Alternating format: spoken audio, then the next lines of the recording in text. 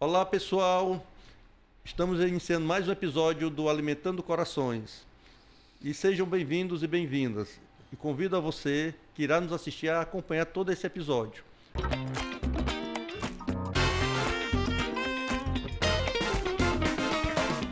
Hoje o convidado é mais do que especial. Ele é doutor, formado em Física pela UFC. E vou ler o currículo dele aqui, que é um currículo bem extenso e merece toda a nossa atenção. É licenciado em Física pela Universidade Federal do Ceará, especialista em Educação Especial Inclusiva pela FALC, mestre de Ensino de Física pela UFESA e doutorando em Educação pela UFC. Ele tem um projeto que desenvolve junto à Biotectea, que desenvolve soluções e tecnologias assistivas com ondas cerebrais, metaverso, robótica, rastreamento ocular e inteligência artificial, além de escritor do livro Tecnologias Educacionais e Autismo, variáveis que interferem no processo de ensino e aprendizagem. Esse é o currículo do nosso convidado. Estou falando de Paulo Vitor Loureiro, professor também da rede pública. Exatamente. Seja bem-vindo ao Alimentando Corações. Eu que agradeço pelo convite, né? É uma honra estar aqui no Alimentando Corações e poder conversar com você, né, e com todos os telespectadores desse canal, né, sobre o que eu venho desenvolvendo na área de tecnologias assistivas, inovação e educação especial. Antes aqui, pessoal, da gente começar a nossa gravação, a gente estava conversando aqui desde a teoria geral da relatividade do Einstein até os buracos negros do Stephen Hawking, que foi o grande estudioso dos buracos negros, e hoje mostrou mais do que nunca, cada dia aparece mais buracos negros no universo. Exatamente. Então, nós estamos falando com um doutor, pessoal. Vai ser bem atraente aqui no nosso programa de hoje. Mas como é que dessa vocação para a física, como é que surgiu? Eu tinha um professor, na época que eu era do ensino médio, Paulo, só vou brincar contigo. Sim. Ele dizia o seguinte, na época de formatura, advogado, um bocado de gente lá, formado assistente social, um bocado de gente. Aí ia baixando, né? Vamos aqui para a área agora aqui, biologia, já tinha menos. Quando chegar a física, às vezes tinha só um lá se formando. É exatamente essa a minha história. Os meus pais, né, sempre souberam, né, que eu queria ser professor. É uma inclinação que eu tenho desde pequeno, né? Sempre gostei muito de animais. Quando era pequeno, tinha uma preferência por brinquedos como dinossauros, né, de brinquedo. E gostava muito de estudar essa área da natureza, né, de ciências da natureza. Sendo que é interessante, isso aí foi até eu conhecer a física.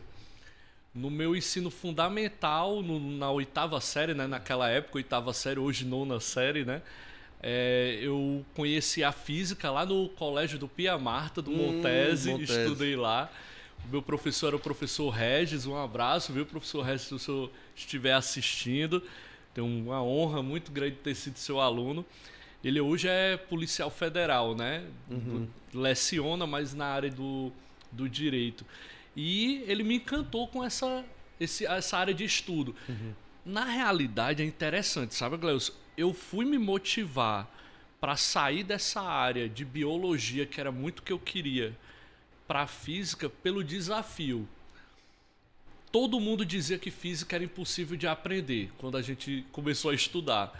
E eu meio que me senti desafiado com isso. Ele me desafiou numa questão, né, na sala de aula, e eu disse, pronto, pois é isso aqui que eu vou começar a me esforçar a estudar. Aí terminei o ensino médio, fiz vestibular para biologia na UES e física na UFC. Na época eram específicas diferentes, né? Sim. Acabou que eu não passei em nenhuma das duas.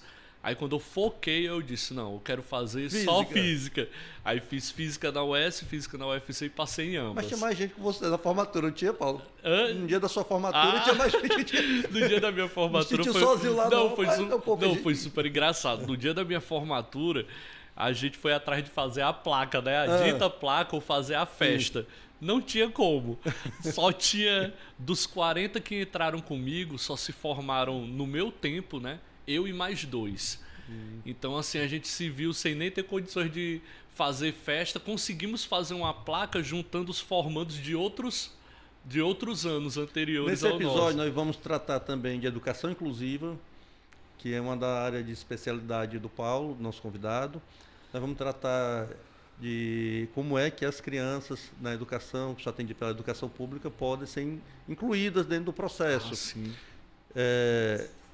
Mas antes eu queria explorar um pouco mais do Paulo Físico. Sim. Paulo, hoje a física, pelas redes sociais, né, pelos canais, que hoje se popularizou um pouco mais, né, e desenvolveu. Verdade. Você falava em física antigamente, e a gente estava conversando aqui, pessoal, antes, a gente estava falando só era coisas para quem era superdotado, para quem era doutor, e hoje tornou-se um pouco mais acessível.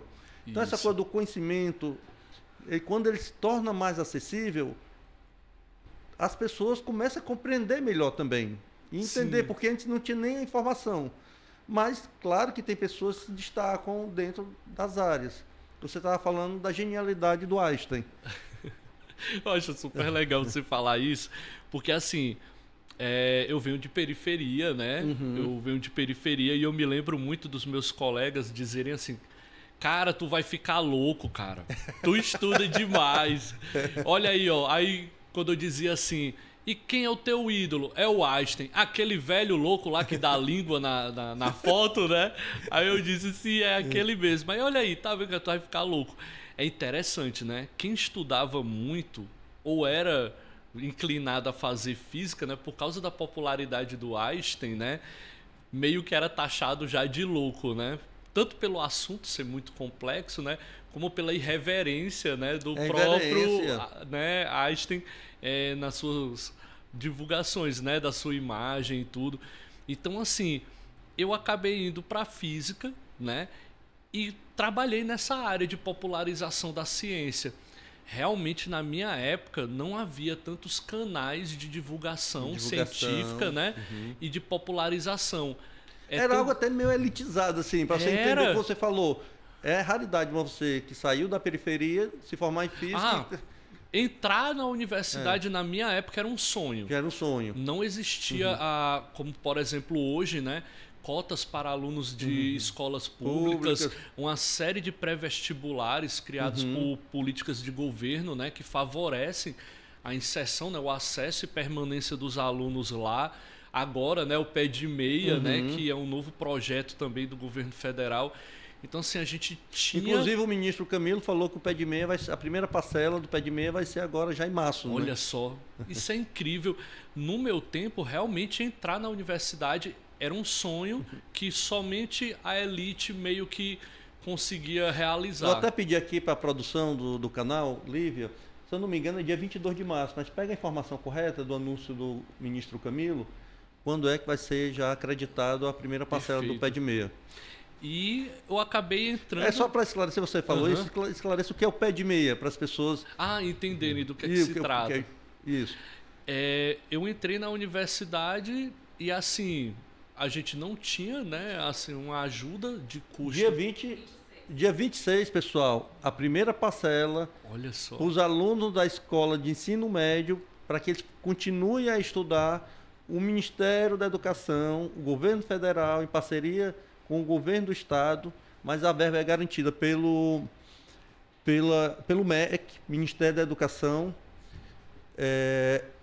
vai receber uma bolsa para que esse aluno continue na escola, não é isso? Isso, para poder diminuir a evasão escolar. Porque é uma realidade. Agora, quando eu fui professor de sala de aula de escola pública, né, isso depois de formado e já aprovado no concurso, era muito comum. Muitos alunos nossos começavam no ensino médio no primeiro ano e abandonavam. Para você ter uma ideia, galera, começar a trabalhar para ajudar a família. Não, assim, é uma coisa assim incrível. Por exemplo, eu me lembro de eu ter conseguido uma bolsa de iniciação científica jovem, criada pela FUNCAP em parceria com a UES na época, em 2012, 2011. E eu ter dado essa bolsa para um aluno, né, lá da escola onde eu lecionava. E olha só o que o meu aluno falou naquela época. Ele disse: professor, quanto tempo o senhor vai querer que eu fique aqui para poder receber essa bolsa do senhor?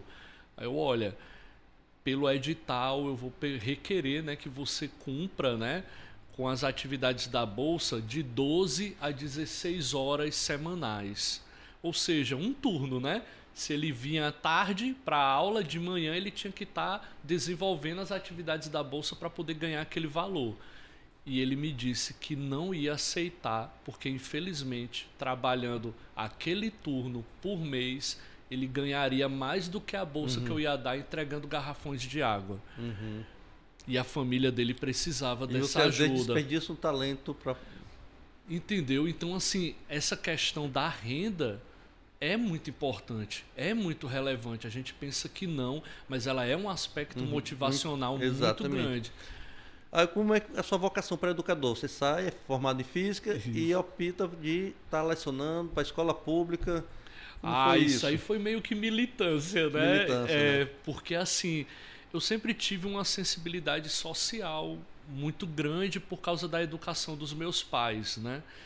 De sempre pensar no outro, de ter muita empatia, de se solidarizar com as pessoas. Então, a inclinação para ser professor foi meio por esse caminho. Agora, eu ir para a escola pública foi algo maior, foi algo que realmente me moveu de coração. Me moveu como um todo, porque assim, na universidade eu tive a oportunidade de seguir carreira em laboratório de pesquisa.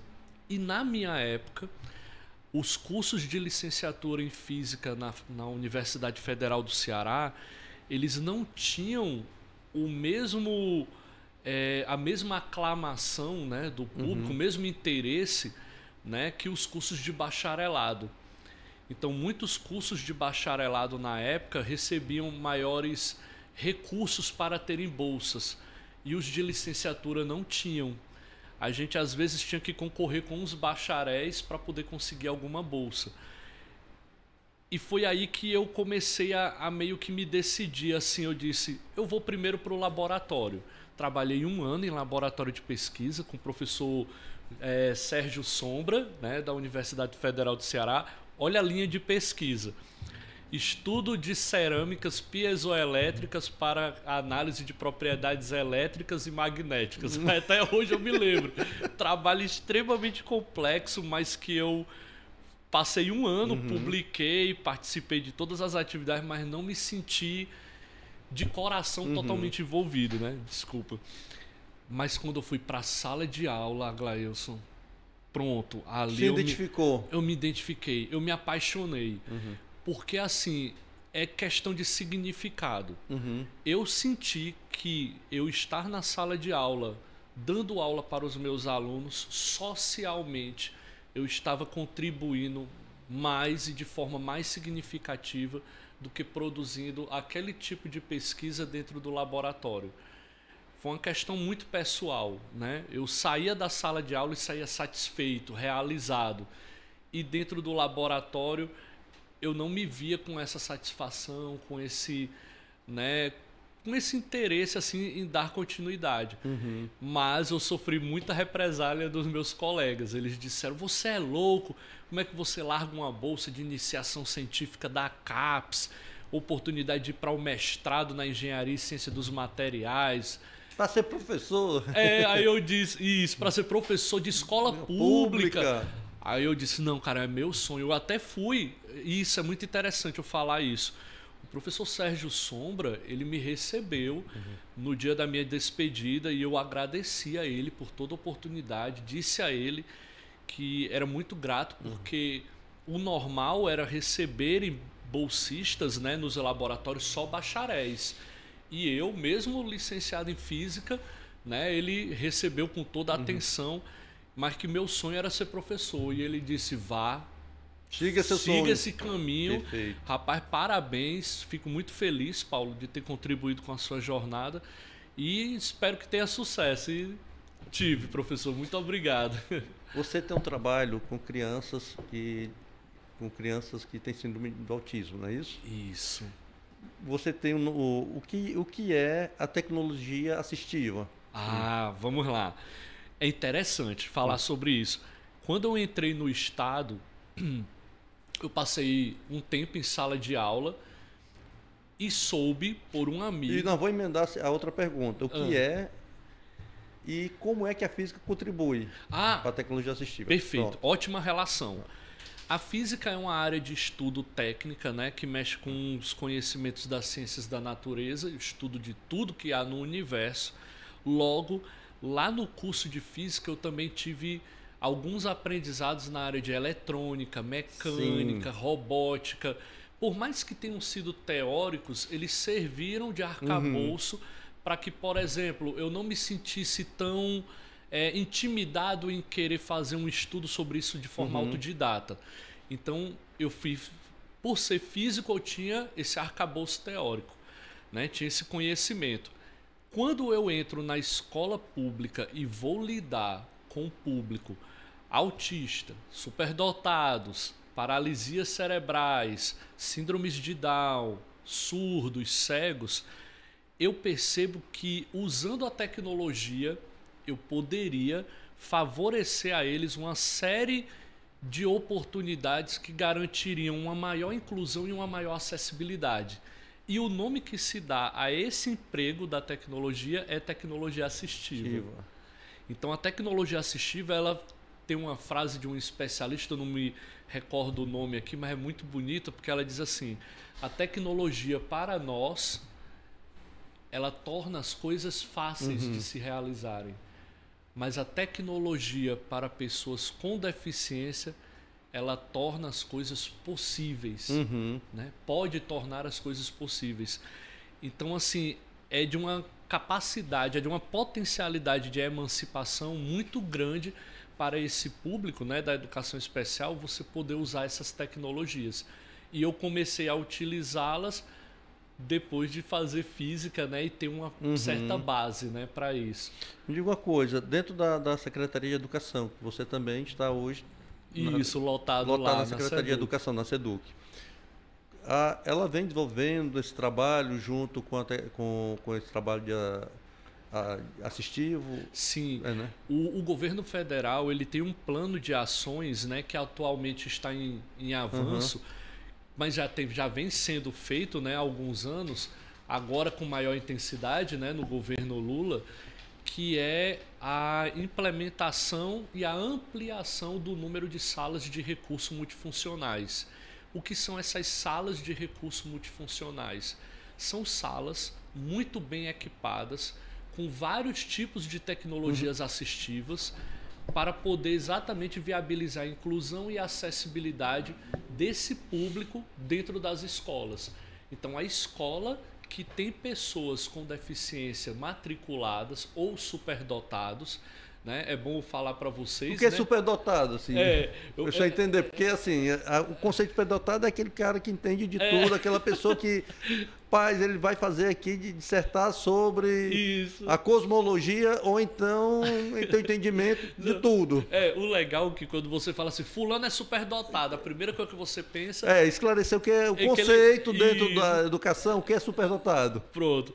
É porque, assim, toda vez que eu falo em educação especial, eu falo em superdotado. Por quê? O público da educação especial são pessoas com deficiência auditiva, visual, intelectual, física, né? Autistas e superdotados. Os superdotados, né, que o Aglailson acabou de me perguntar, a gente é um público igualmente aos outros super interessante. Quando a gente fala em superdotado, a gente já pensa logo assim... O Einstein. É o Einstein, o cara sabe de tudo. Não, o normal é assim, se tu disser que o aluno é superdotado na escola, é que ele tira 10 em tudo. Né? Ele é bom em tudo. E não necessariamente é assim. Existe até um teórico da área da psicologia que a gente estuda na pedagogia e também nas licenciaturas, que é o Howard Gardner, que ele fala que a nossa inteligência ela pode ser entendida como se fosse múltipla. Existem múltiplas inteligências. Então, uma pessoa superdotada, ela normalmente vai ter uma superdotação ou um aprofundamento, né, de desempenho bom dentro de uma dessas inteligências. Então, o Einstein, na área da física, ele vai ter um grande conhecimento, mas não necessariamente na área da língua portuguesa, na área da história, na área da economia. Ou, como Pelé, na área sinestésica, corporal. Não, né? Nunca vi o Einstein jogando bola ou praticando algum esporte em fotos. Sei que ele era um bom violinista, né? Então, assim... Nem era nem um Beethoven que produziu várias sinfonias surdo, né? Isso. Mas era muito bom na física. Então, a gente pode considerar o Einstein superdotado por quê? O superdotado, ele, de acordo com Renzulli, que é um outro teórico que nós estudamos, né, já na área da superdotação, ele disse que existe 3 anéis, né? Hoje acredito que a teoria esteja até... Mas eu vou minimizar a teoria, né? São 3 anéis de atuação para você caracterizar o superdotado. Esses 3 anéis teriam que ter a interseção, ou seja, as 3 coisas teriam que estar ocorrendo ao mesmo tempo. Uma, QI acima da média, ou desempenho acima da média, inteligência acima da média, né? Com criatividade e envolvimento com a tarefa. Então, a pessoa, para ser caracterizada como superdotada... Tem que estar essas 3 interagirem. Interagindo. Agora tem uma coisa interessante, Gleus. Tem que ser simultâneo. Tipo, se uma dessas coisas falta, a pessoa não consegue manifestar A gente estava conversando aqui, pessoal, em off, antes da gravação, sobre... Você disse que na infância se confunde muito crianças superdotadas, crianças com transtorno de autismo. E como é que você identifica isso? Bem, a forma de identificação, né, normalmente tem que ser passada por uma equipe multidisciplinar. Mas é muito interessante ver que, por exemplo, a criança autista e a criança superdotada, elas têm comportamentos semelhantes quando quando estão na idade infantil. No ensino infantil, né? Por exemplo, nos anos que eu trabalhei no CREAS, né, depois eu posso falar um pouco mais sobre o CREAS, onde eu trabalhei 10 anos, chegavam crianças para nós com diagnóstico de superdotação. E depois nós acabávamos por perceber que era autismo. Mas por quê? Vamos lá.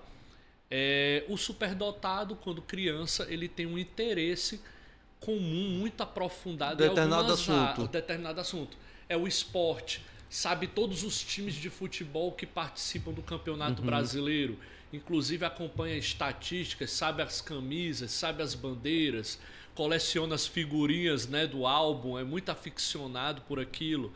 Ou gosta muito de dinossauros, sistemas solares, planetas. Isso faz com que ele, por ter esse interesse num assunto que normalmente as outras crianças não conversam, faz com que ele se isole. Porque ele tenta conversar sobre esse tema. E as outras crianças não se interessam, ele acaba se isolando das outras. Isso. Era muito comum os pais chegarem para mim e dizerem assim: professor, a professora dele na escola reclama que na hora do intervalo ele quer ficar na biblioteca.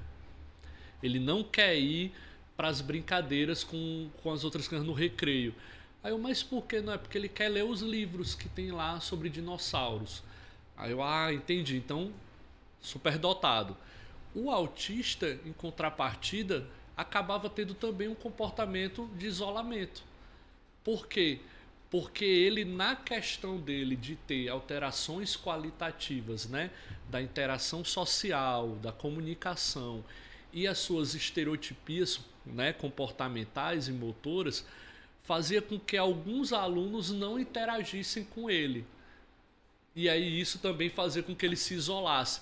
Então, às vezes, só chegar com a informação de que o meu filho ele é muito isolado, é muito da dele, não é informação suficiente para você diferenciar se é autista ou superdotado ou se tem alguma outra, né, condição, como pode ter também uma própria uma outra psicopatologia infantil. Um exemplo, já chegou uma criança para mim que indicaram que seria autismo e na realidade a gente fazendo um estudo multidisciplinar vimos com a psicóloga que era a questão da separação dos pais, o isolamento na escola, né, a questão de parar de falar e de não se expressar, né, diminuir a sua atividade dentro do seu desempenho na escola, e a gente viu, analisou que era isso. Você, para identificar isso, professor, qual é a idade geralmente que consegue identificar essa situação da criança?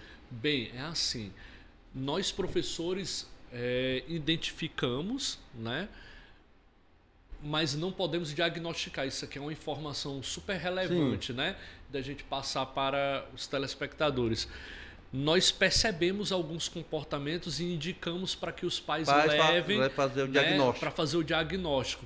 Mas é muito importante o que você falou, porque normalmente somos nós os primeiros a observar. Vou dar uma observação que não tem nada a ver nessa área, mas na área era oftalmologia. Sim. Meu filho mais velho foi na escola que a professora percebeu a necessidade dele de usar óculos. Olha só que interessante Aí, olha, eu acho que o filho, a coordenadora pedagógica que acompanhava o ensino infantil na época nos chamou e falou: olha, a gente avalia que seu filho precisa usar óculos. Levamos no oftalmologista e realmente, Olha desde só. a idade de 4, 5 anos, que ele usa óculos. Então foi o professor.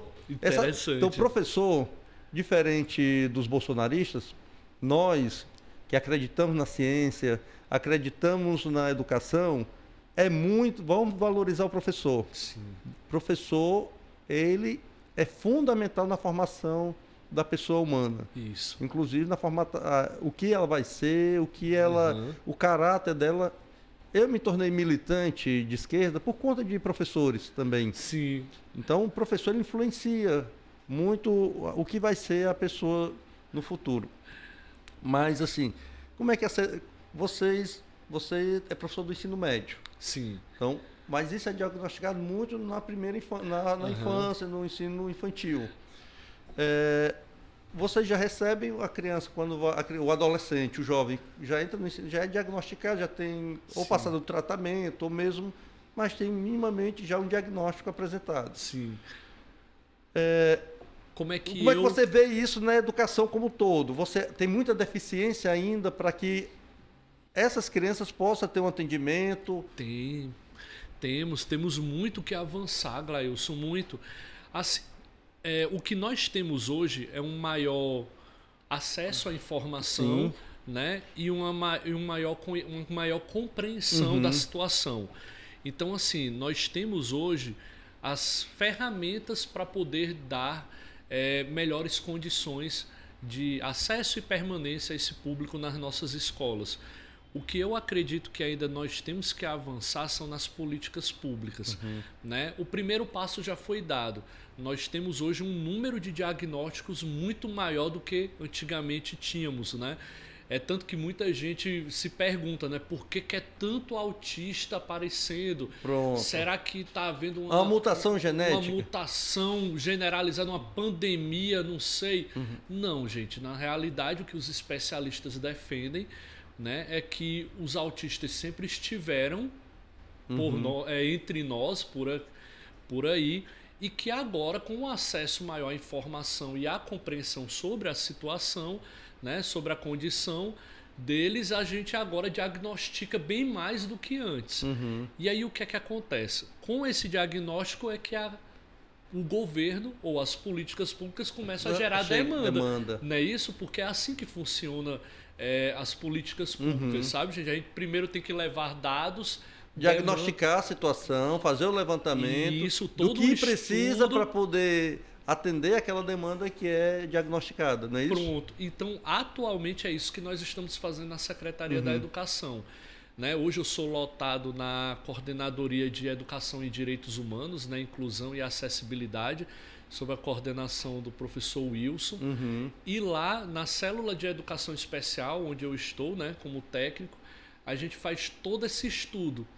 E a gente tem tentado, né, junto com o governo e com outras entidades, né, da sociedade civil, está contribuindo para que a gente possa melhorar essa inclusão e essa acessibilidade do público autista.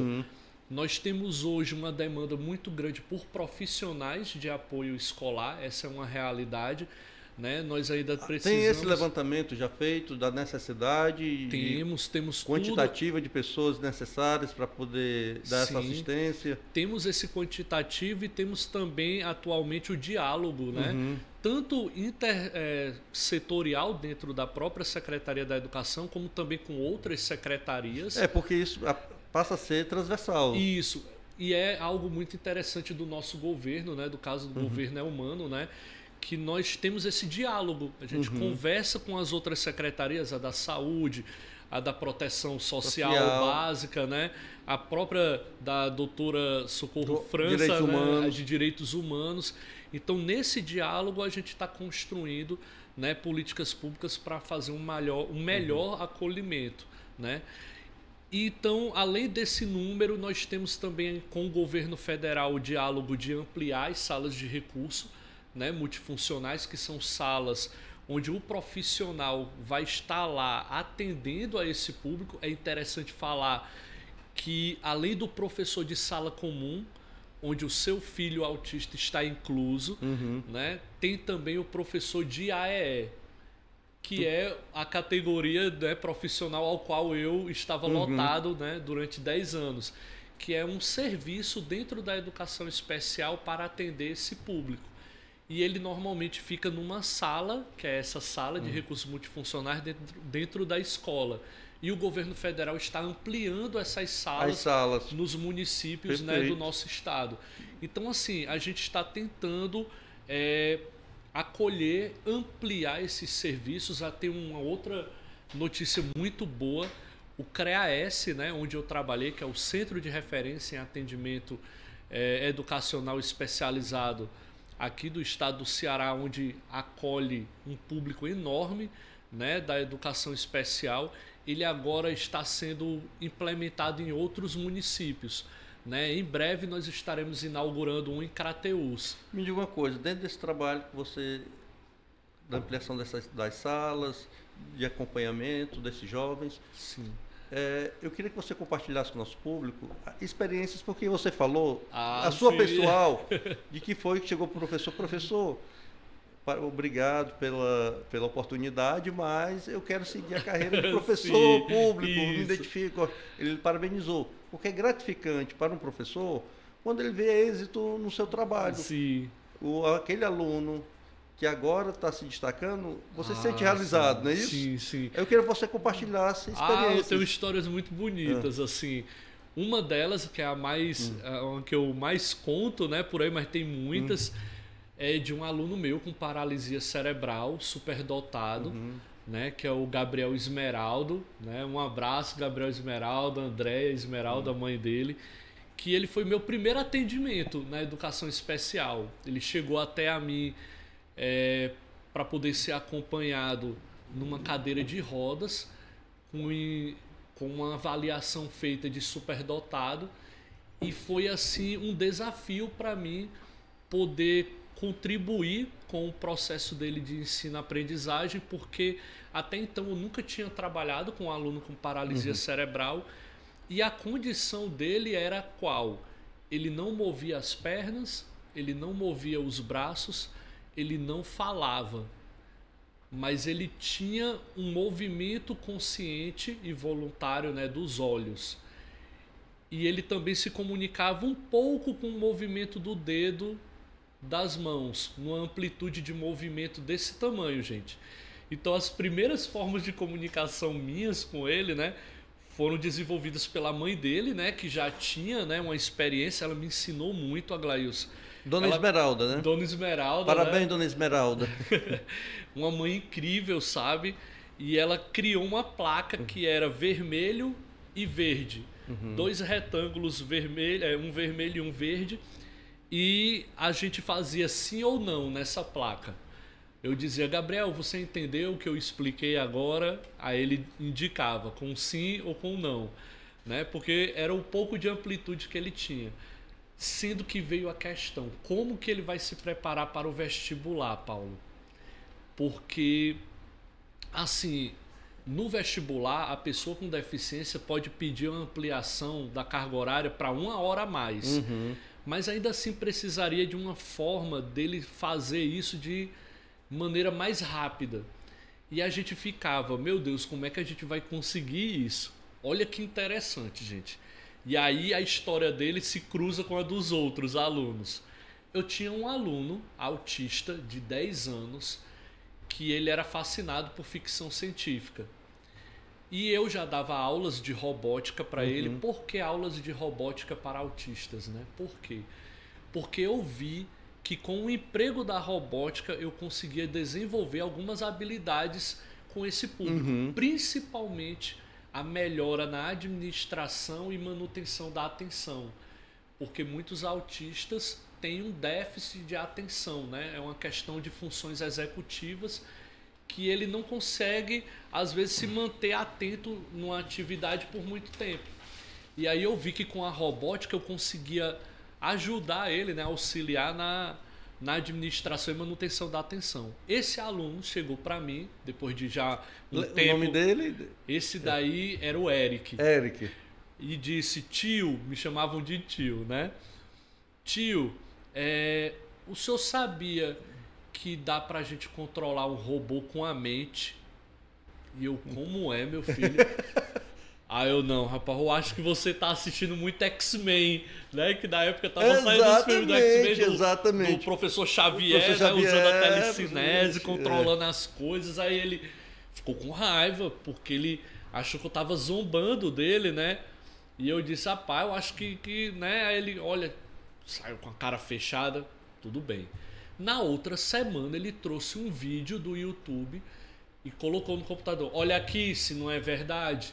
Aí eu, caramba, incrível. Dá mesmo, era um rapaz controlando um robô igual o que ele usava nas minhas aulas, que era do kit da Lego, com um aparelho de ondas cerebrais, que hoje, né, a gente chama de eletroencefalograma portátil.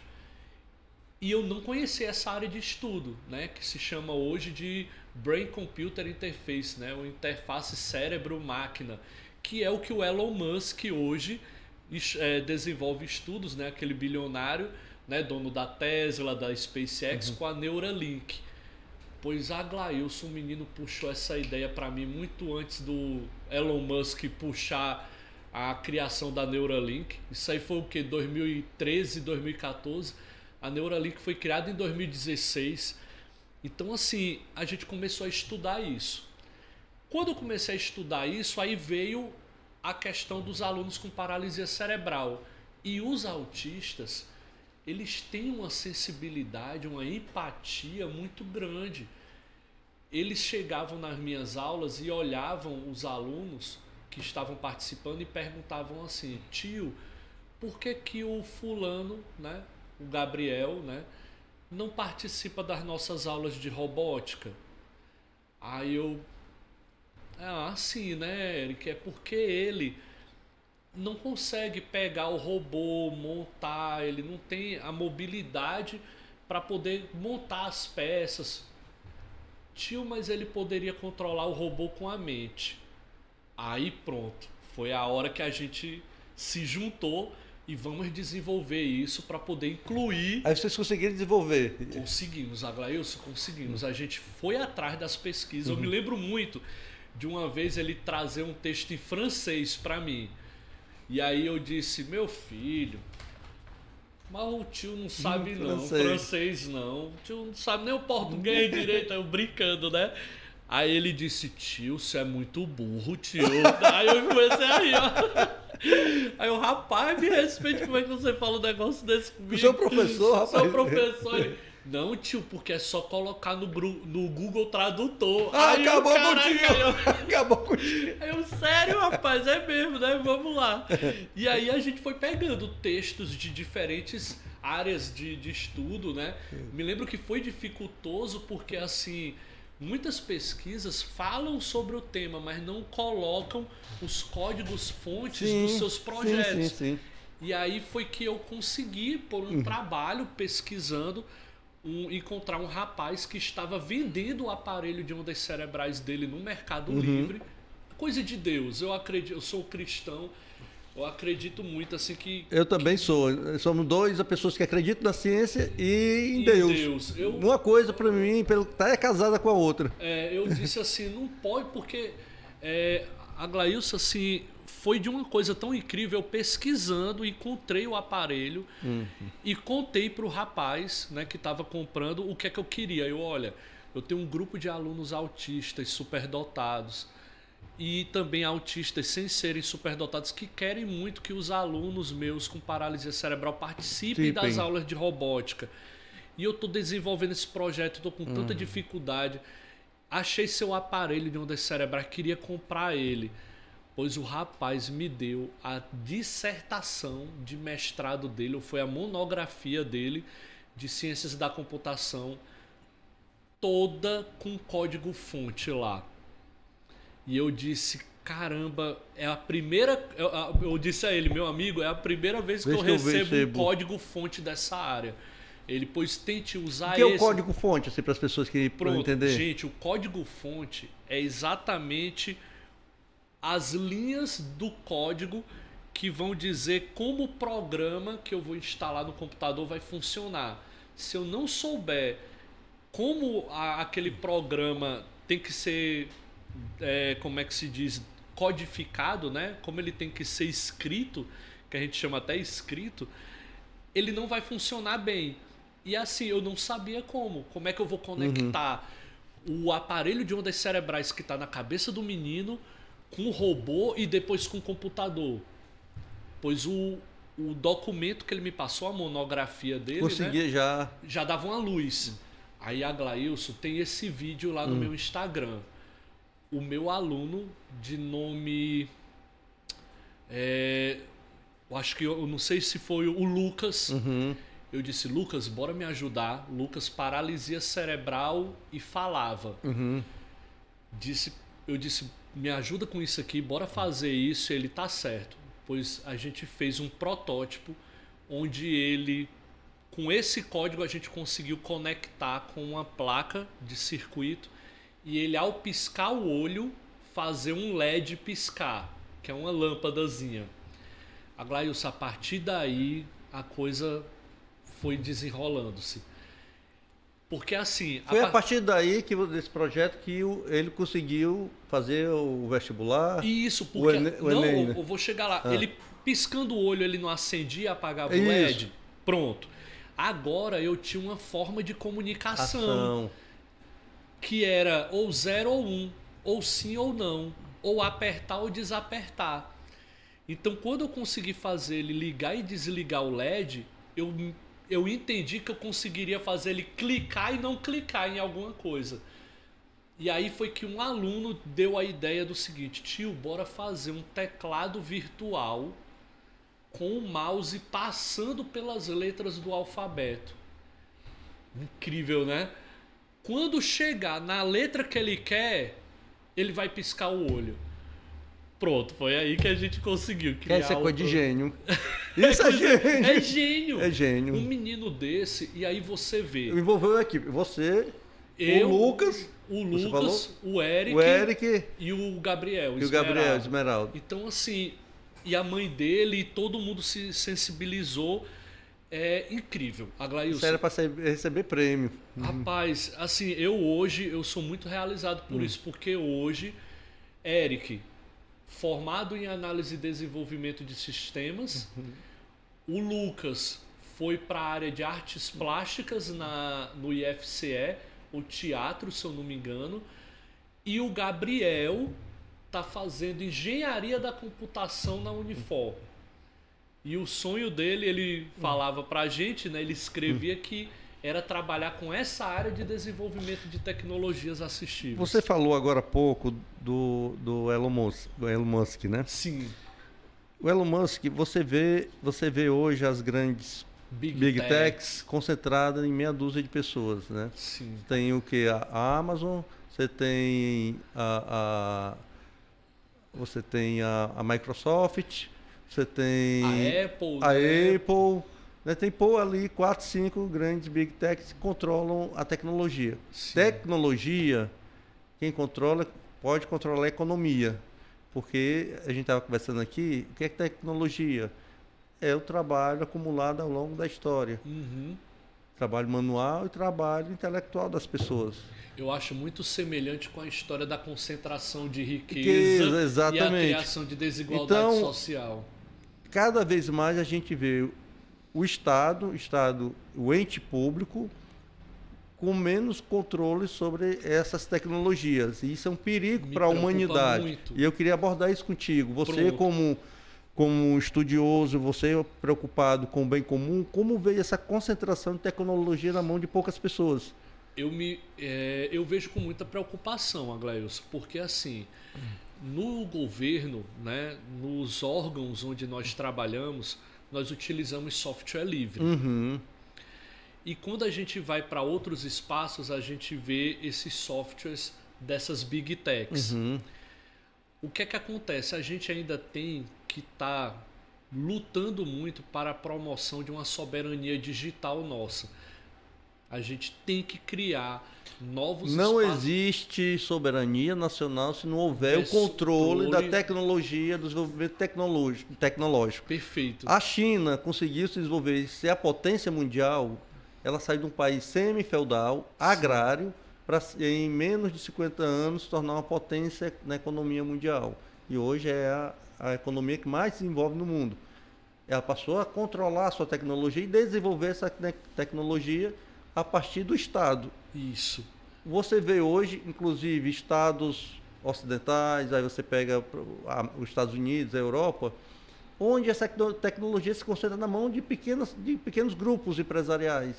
E a gente não sabe, em termos de proteção de dados, aquilo que realmente é nosso em termos de privacidade. Você lembra que no governo do Obama ainda, e era um governo que chegou todo mundo parabenizando, um negro chega a presidente da Casa Branca, sim, você tem aí novos ares, mas não esqueçamos que tem os interesses americanos, são os interesses imperialistas no mundo. Sim. Então ali, até a rainha da Inglaterra foi espionada naquele momento. Eu me lembro que foi a presidenta Dilma. Isso é tecnologia. A presidenta Dilma, Angela Merkel da Alemanha, até a rainha da Inglaterra foi grampeada, né, o celular. Na verdade, você tem os satélites, você está falando de novo, né, do Elon Musk. Você tem satélites que são controlados pela iniciativa privada. Isso é muito perigoso para a humanidade. Eu queria a sua opinião sobre isso. Eu acho, sim, muito perigoso. Eu acho que a gente deveria ter uma soberania digital. Né? Eu vejo algumas iniciativas aqui muito contundentes, né? O próprio Ministério da Cultura, olha que interessante, o Ministério da Cultura, nós temos um amigo, não sei se você o conhece, o Irá. Conheço. Conhece o Irá? Pronto, o Irá é um amigo nosso em comum que levanta muito essa bandeira da cultura digital e tem dialogado muito com o Ministério da Cultura para podermos levantar esse debate ao ponto de nós trazermos maior garantias da gente alcançar essa soberania digital. Eu vejo com preocupação porque assim existe hoje um tema muito delicado que é a proteção de dados, né? Que a Lei Geral de Proteção de Dados, falar hoje em proteção de dados é exatamente você saber se aqueles dados ali que você libera, né, quando você aceita um aplicativo no seu celular, não estão sendo usados contra você. Codificar todas as informações que você tem ali. Hoje, para você ter uma ideia, Glailson, eu vou palestrar esse ano ainda sobre neurodireitos. É uma linha de estudo recente, né, que vem exatamente porque o Elon Musk com a Neuralink passou a desenvolver essas pesquisas, né? Não é essas pesquisas, entendam, gente, não são criação do Elon Musk, né? Nós temos até uma referência no nosso país que é o Miguel Nicoleles. Exato, grande cientista, né? reconhecido internacionalmente. É uma entidade, assim, de conhecimento, de respeito, que muita gente assim não fala, né? Mas que tem um detalhe, Paulo, você até assim, eu já vi algumas entrevistas em alguns canais de podcast.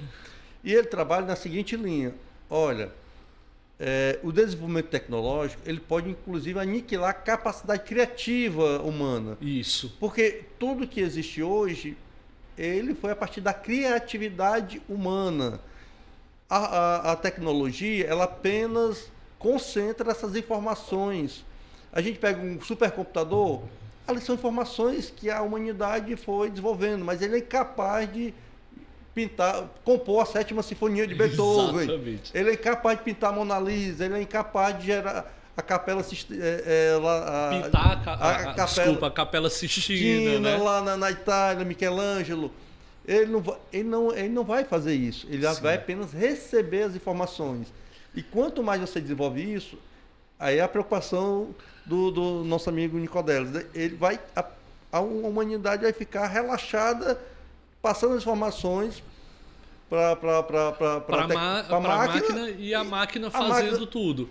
Aí pode gerar uma outra preocupação, que não foi nem o Nicodelis que eu vi, que é o seguinte. Não, foi o Nicodelis, para ser justo, que ele disse o seguinte: a máquina você pode programar, a máquina você tem que proteger o planeta. Sim. Ela vai entender lá, processar e dizer: o grande perigo para o planeta é a humanidade, então vamos aniquilar a humanidade para salvar o planeta. Pode acontecer isso mesmo. Aí eu queria que você, assim, como é que você, o desenvolvimento tecnológico, mas tem uma humanidade, você não acha que a tecnologia vai resolver muita coisa, mas não a criatividade.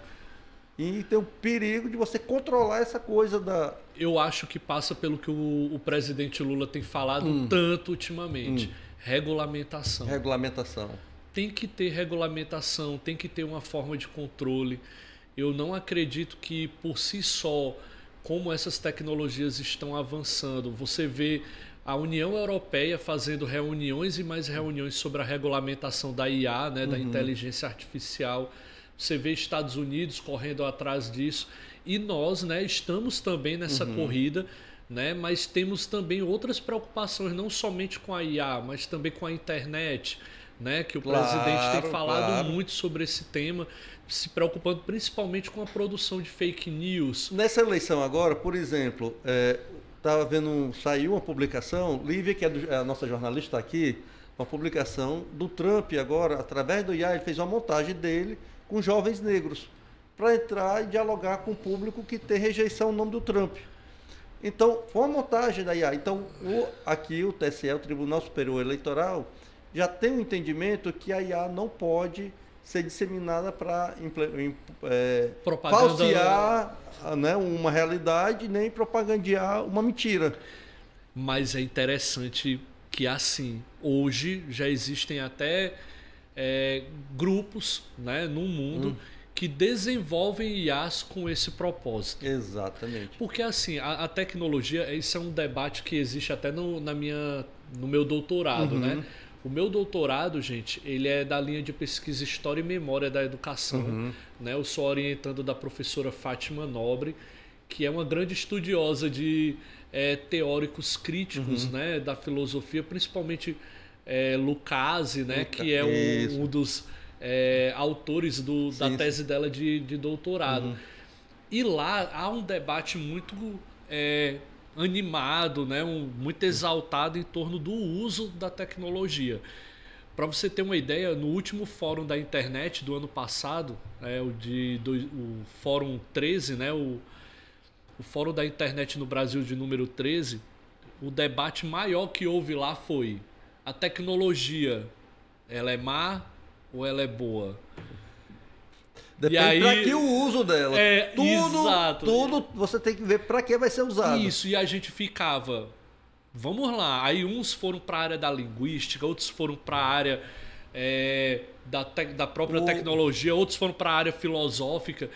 E assim, o que se chegou a um consenso lá durante esse evento foi que é quem usa a tecnologia para tal intenção. Qual intenção. Exato. Porque olha que interessante, galera, a gente viu lá temas que eu nunca tinha ouvido falar, como, por exemplo, discriminação algorítmica. Eu nunca tinha ouvido essa palavra. E é o quê? É a própria IA sendo preconceituosa, racista no seu uso. Então, assim, realizar algumas...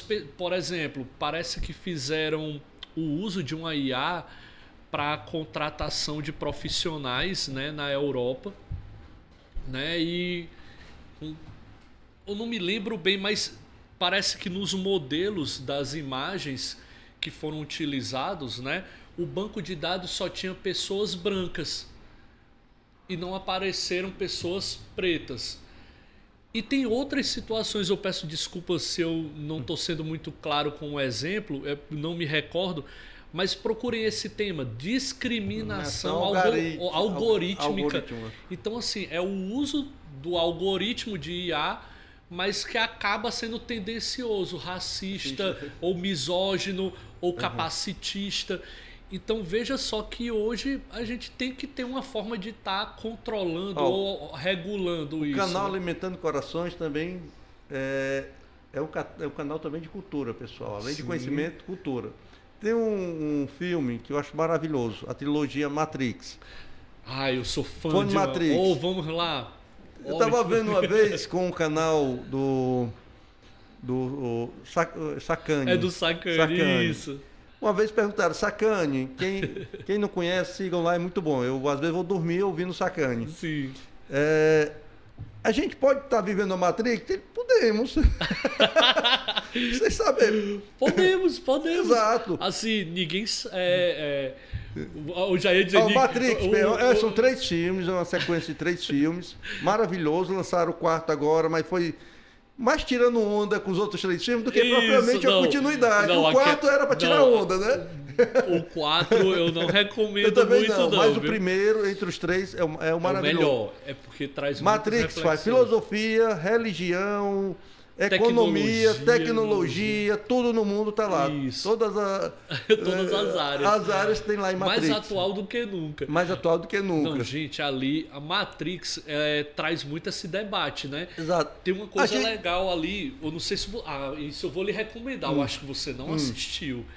Quem assistiu Matrix já assiste o filme a partir do momento em que as máquinas já dominaram o mundo. Exato.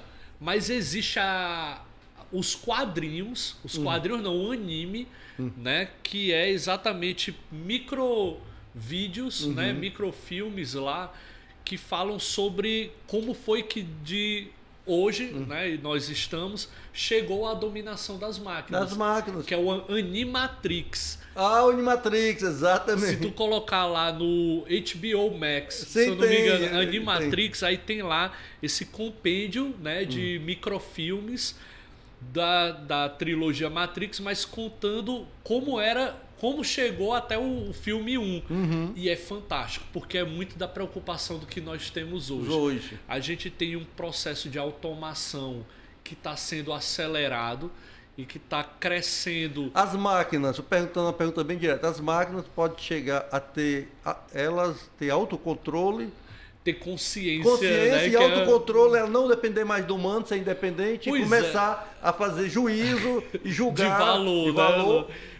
Pois é, olha, eu acho difícil chegar a tal ponto, mas ao mesmo tempo que eu digo que eu acho difícil, é preocupante você ver, por exemplo, pessoas como Bill Gates. Outro filme maravilhoso, pessoal, também, Eu, Robô.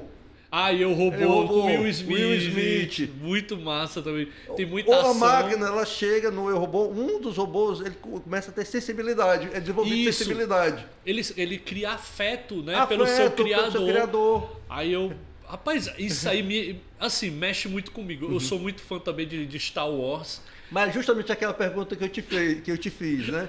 Que ele chegou, os robôs começaram a ser programados para proteger a humanidade. Então, criou-se um estado de ditadura.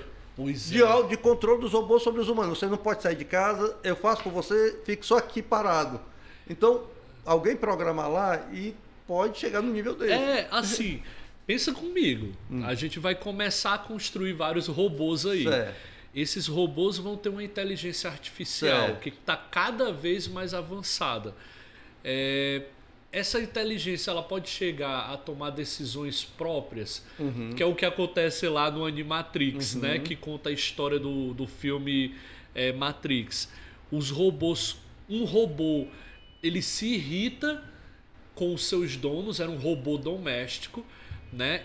E após esse robô se irritar, lembrando que irritar-se, ter raiva, se revoltar é um sentimento.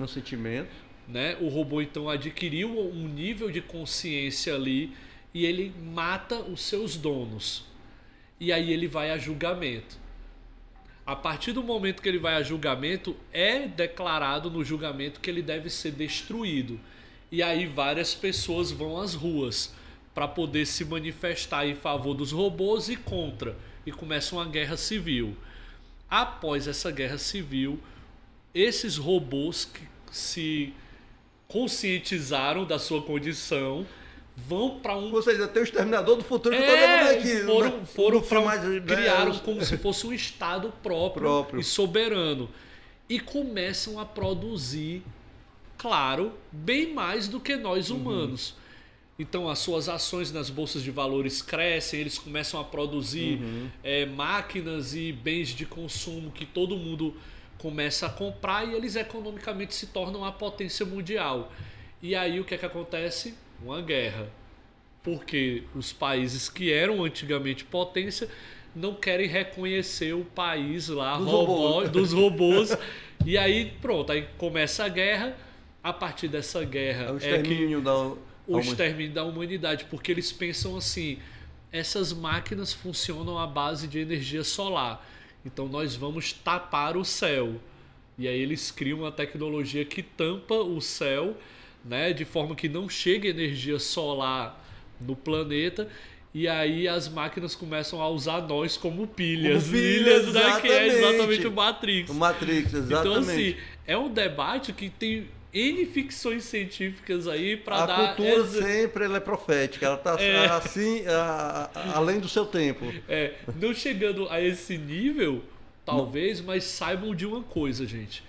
Não precisa chegar a esse nível para nós nos preocuparmos, não.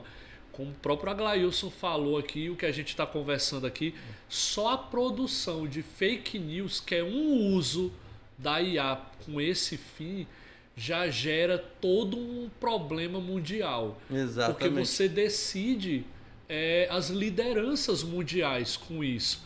Né? E aí a geopolítica mundial fica totalmente à mercê de quem tem o domínio, né, de tal tecnologia. Então, só por esse aspecto. Voltando ao Elon Musk novamente, ele falou o seguinte: daqui a pouco, e aí caminha para isso, que todo um trabalho... Isso, se fosse do ponto de vista de libertação humana, seria fantástico. Se tivesse essa intenção. O trabalho ele é degradante, seria tudo de maquinários, né? Seriam robotizados. Ah, entendi o que você está falando. Então ele fala o seguinte: vai criar-se um grande exército de pessoas sem renda. Então o mundo precisa ver uma forma de garantir renda para todo mundo. Eu acho que o Elon Musk não tem essa preocupação dele, não. Não acho. Ele quer ganhar dinheiro cada vez mais. Eu não confio no Elon Musk. Agora, os estados, os países precisam começar a pensar nisso. Eu não confio por causa do seguinte: quando você tem o poder em suas mãos, você acaba, né? Vamos lá, gente, pensando bem assim, sejamos bem realistas. Ele diz que se preocupa, né? O Elon Musk se preocupa com a humanidade. Só uma coisa assim, o Elon Musk, o pai dele, ganhou dinheiro fazendo fortuna, inclusive com o apartheid na África do Sul. Eu vejo com preocupação isso, porque assim, você está alimentando o processo de automação mundial. Exato. Né? Você está trazendo cada vez mais robôs, mais tecnologia, como você mesmo disse, é um processo natural, mas que junto a ele vem também a questão do desemprego, porque um robô ele vai substituir N profissionais dependendo das suas funcionalidades. E o que é que essas pessoas desempregadas estarão fazendo? Elas vão ser reinseridas no mercado de trabalho, elas estarão indo para uma outra área de estudo. Com que idade elas estarão sendo desempregadas para poder iniciar esse processo? Eu vou contar uma história. Por volta de 2016, 2017, se eu não me engano, antes da pandemia, eu li uma reportagem da revista Exame, o Stephen Hawking ainda estava vivo. Vocês podem até pesquisar sobre isso. Que é outro gênio fantástico. Que era outro gênio, né? E de uma sensibilidade muito grande. Inclusive, ele se reivindicava socialista. Isso. Ele era afiliado ao Partido Socialista Inglês, se eu não me engano. Outro especialista muito bom que vocês poderiam ir atrás, né, de visão muito social, é o Noam Chomsky. Ah, fantástico. Fantástico também. Neurolinguístico americano. Isso, ótimo. Os livros dele são maravilhosos. São ótimos. E aí o que é que o Stephen Hawking se reuniu, se eu não me engano, com Bill Gates e com Elon Musk na época. Estava começando a OpenAI. Estava começando. E eles perguntaram, fizeram uma reunião e fizeram algumas propostas. E qual era a proposta deles? Criar uma organização mundial, onde essa organização mundial acolheria, né, em seus projetos pessoas que se desempregassem devido ao processo de automação no trabalho. Então vamos lá. O que é que eles disseram? A pessoa sairia do emprego, né, perderia um emprego por causa de uma máquina. As máquinas, o dono dos meios de produção, o dono das máquinas, por cada máquina ele teria que pagar alguns impostos para poder... Criar um fundo... Perfeito. Criar um fundo que seria recolhido... Para poder manter essa política pública permanente. Para poder capacitar os profissionais que fossem desempregados pelo uso dessas máquinas. Já que com a máquina você não vai ter que pagar vale alimentação, auxílio transporte, uma série de direitos trabalhistas. Previdência Social. Então essa foi a proposta dele. Entretanto, eu não ouvi mais nenhum relato disso da pandemia para cá. Isso foi antes da pandemia. De lá para cá eu não ouvi mais. Stephen Hawking até já nos deixou, né? Faleceu nesse período. E hoje o que eu vejo é uma preocupação somente em business, ficar mostrando que a tecnologia está cada vez mais avançada. Você falou do Bill Gates, né? Que é da Apple, né? Bill Gates. Microsoft? Microsoft, isso, né? Da Apple foi o Steve Jobs, que já morreu. Isso. Mas o Bill Gates, ele... Olha só o absurdo de concentração de riqueza no mundo. O Bill Gates, ele está se propondo repassar apenas 10% de herança para sua família, que já é um negócio absurdo, 10%. 90% ele quer fazer doações para fundações. Sim. Imagina o poder econômico dessa pessoa. 10% já garante aí a 100ª geração dele sobrevivendo. Aí você vê, 90% ele vai deixar para fundações. Para você ver o grau de concentração que essas Big Techs têm hoje no mundo. Concentração de conhecimento, de tecnologia, de informação e de poder econômico. Isso. E muitas pessoas não se atentam que o domínio sobre esse poder tecnológico, né, sobre essas Big Techs, gera hoje o que a gente antigamente chamava de colonialismo, né? Um novo tipo de colonialismo, que é um colonialismo digital. Digital, exatamente. Você pode dominar determinados países, localidades, regiões, só fazendo com que elas usem as suas tecnologias. E aí vem aquela questão de, por exemplo, né, por isso que a gente defende tanto o software livre e a nossa soberania digital, né, o nosso próprio desenvolvimento dos nossos artefatos tecnológicos, né? Porque nenhuma garantia há, gente, que se a gente utilizar o software de tal Big Tech, dados nossos não estão sendo utilizados até contra nós mesmos. Então, assim, por mais que tenha toda uma regulamentação. Então, por isso, ter essa soberania. Eu vejo por essa preocupação. Pessoal, uma preocupação nessa semana, o deputado Nicolas Ferreira, bolsonarista, ainda faz questão de negar a ciência, ainda faz brincadeira, porque nunca faltou a aula para saber se a Terra é redonda ou plana. Sim. Veio com essa brincadeirinha de mau gosto para desconstruir, né, a ciência, desconstruir a educação no país. E ele foi indicado para presidir a Comissão de Educação da Câmara Federal.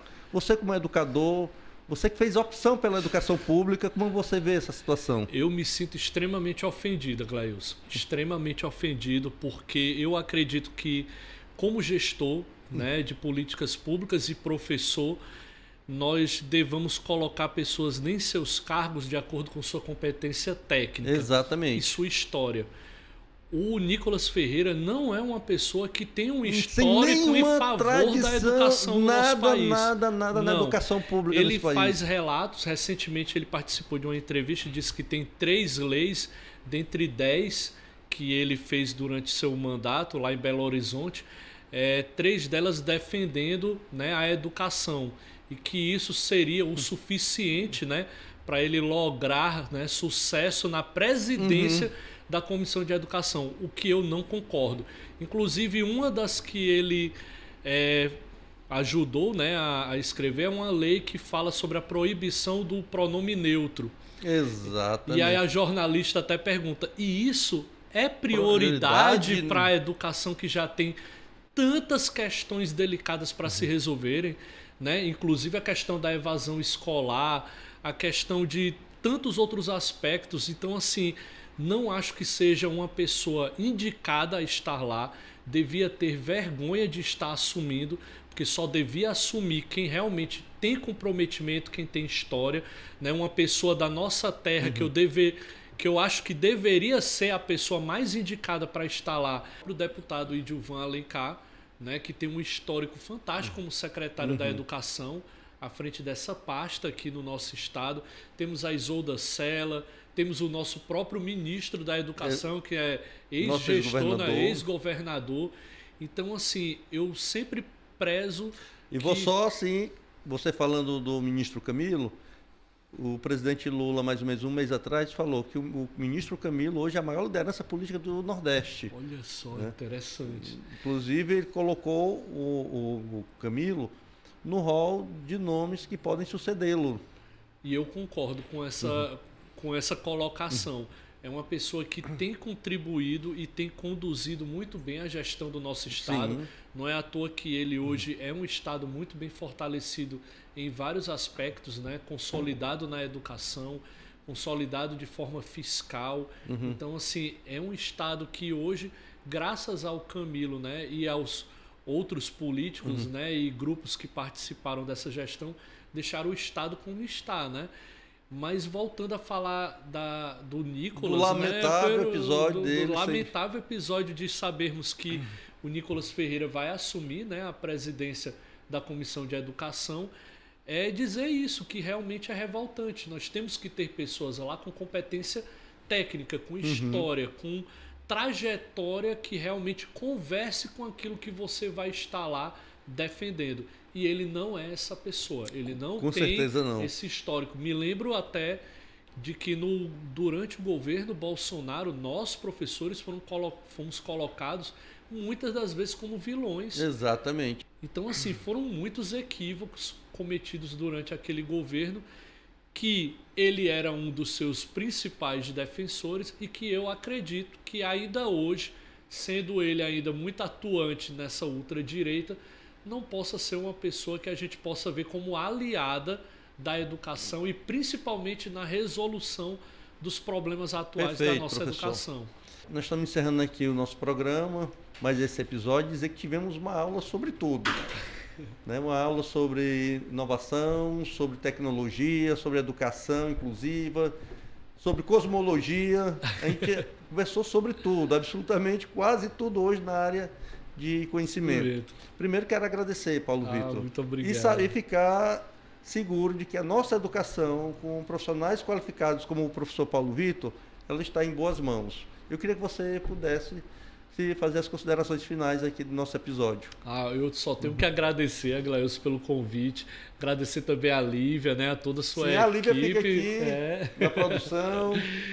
Fui muito bem acolhido, me senti em casa, realmente é uma conversa super prazerosa. Exato. É o primeiro podcast que eu participo e aí eu tô assim, saindo super feliz, agradeço muito esse espaço de debate, principalmente porque eu trouxe aqui temas que são de extrema relevância social. Olha, poder falar sobre o autismo, superdotados, tecnologia assistiva, sobre esses debates atuais, né, sobre o emprego da inteligência artificial, da própria tecnologia, né, são temas que hoje estão dentro do nosso cotidiano e que às vezes a gente não tem muitos espaços para divulgação, para debate. E aí até convido vocês, viu, a continuarem assistindo, né, o canal Alimentando Corações, acompanhando a Glailson, toda a equipe deles, que a gente com certeza vai ter muitos aprendizados daqui para frente. Obrigado, professor, e peço a você que possa nos assistir, possa curtir esse episódio e possa também começar a nos seguir lá no canal no YouTube. Um grande abraço e até a próxima. Até a próxima.